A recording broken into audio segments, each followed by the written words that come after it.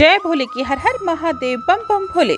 आज मैं आपको 7वें स्कंद का दूसरा अध्याय सुना रही हूँ। साधु जनन दमन हित हेम कश्यपु महिपाल आज्ञा दीनी कोप वश दैत्यन को तेहि काल। सुनी श्री नारद जी बोले, हे युधिष्ठिर, आप धर्म मूर्ति हैं, अतः यह प्रश्न आपने अपने योग्य ही किया है।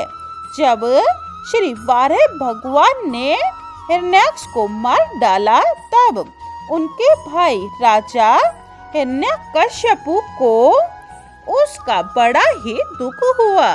उसके नेत्र लाल हो गए और क्रोधातुर होकर उसने सब उपस्थित सभासदों के सामने अपना त्रिशूल उठाकर प्रतिज्ञा की। हिरण्यकश्यपु बोला, मैं जानता हूँ कि यह सब देवताओं की करतूत है। विष्णु बहुत सरल एवं सीधे स्वभाव का है और उसकी थोड़ी सी प्रार्थना यदि कोई देवता ब्राह्मण आदि करे तो वह शीघ्र ही प्रसन्न हो जाता है और वह प्रसन्न होकर उसकी इच्छानुसार ही उसका पक्षपाती बन बैठता है। यदि कोई प्रेम से उस चटोरे को भोजन दे दे तो वह शीघ्र ही उसका सब काम करने को तत्पर हो जाता है। उसका सदैव ही पक्ष लेने का स्वभाव है। जब देवता उसके सामने रोने लगते हैं तो उनके साथ साथ उसकी भी छाती टूटने लगती है, फिर शीघ्र ही उसका पक्ष ले लेता है। उसका तो बालक जैसा स्वभाव है।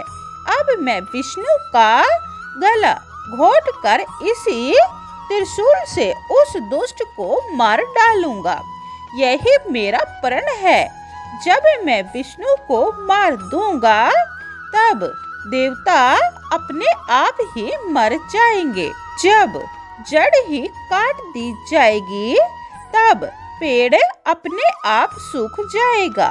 अतः हे सभासदों, हे दैत्यों, हे दानवों, तुम सब पृथ्वी पर जाओ और जहाँ भी गो ब्राह्मण साधु तपस्वी योगी सिद्ध जन मिले उन सबों को निर्जीव कर दो।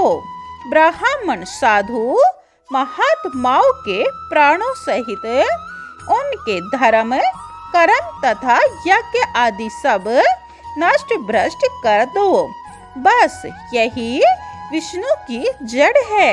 हे राजन, उस दुष्ट ने जब यह आज्ञा दी तब सुनते ही सभी दानवगण उनको प्रणाम कर पृथ्वी पर गए और गो ब्राह्मण साधु जनों का संहार करने लगे। जहाँ जहाँ मिलन धर्म व्रतधारी ब्राह्मण साधु तपस्या भारी, तिन्ही बांधी पुनि मार लगावही, बिनु पातक यम सदन पठावही।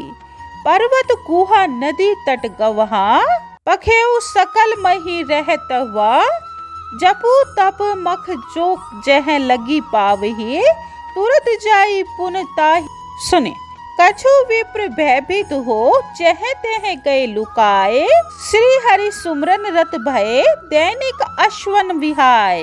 हे राजन, वहाँ पर प्रबल दानव इस भांति का अत्याचार कर रहे थे और यहाँ महलों में हिरण्यकश्यपु अपने माता तथा भतीजे आदि को, जो कि हिरण्याक्ष की मृत्यु के कारण शोककुल हुए, नेत्रश्रुओं से अपने मुख धो रहे थे, उनको समझाते हुए अनेक प्रकार से सांत्वना देने लगा और बोला, अरे वीर पुरुषों की मृत्यु तो युद्ध में लड़ते लड़ते ही हुआ करती है। वीर पुरुष तो सर्वथा परम गति को प्राप्त होते रहते हैं। तुमको एक व्याख्यान राजा उशेनर का सुनाता हूँ। राजा उशेनर युद्ध में शत्रु के हाथों से मारा गया। उसकी देह लहू से लथपथ हो गई। उसके मुकुटमाला, कवच आदि सब इधर उधर बिखर गए। बाहर निकल आए। इस दशा को देखकर तथा उसकी विकराल मूर्ति का हृदय में चित्र खींचकर उसकी रानी एवं कुटुंबीजन महाघोर रुदन करने लगे। तब यमराज स्वयं बालक का रूप धारण कर उनके पास आए और उन्हें समझाने लगे कि तुम बड़े मूर्ख दिखाई देते हो, जो इस शरीर को रोते हो। जीव को कोई भी मार नहीं सकता। यह तो मट्टीयुक्त देह है, जो 5 तत्वों से बनी है और मरने पर सब तत्व अपने अपने स्थानों में मिल जाते हैं। जीव के निकलते ही पावक तत्व जो गर्मी है सो निकल जाती है। फिर साथ ही वायु तत्व निकल भागता है और अब शेष पृथ्वी तत्व, अंदर का पानी तथा आकाश तत्व, पोल, यह सब देह के स्थूल शरीर तत्व देह के जलते ही अपने अपने स्थानों पर चले जाते हैं। अतः इस शरीर को रोना वृथा है। समस्त मनुष्य, पशु, पक्षी आदि एक दिन अवश्य नष्ट होंगे। जो तुम्हें देख रहा है और जिसे तुम देख रहे हो, सभी अनियत है। जिसका जन्म है उसकी मृत्यु भी अवश्य होगी, इसमें कुछ भी संदेह नहीं।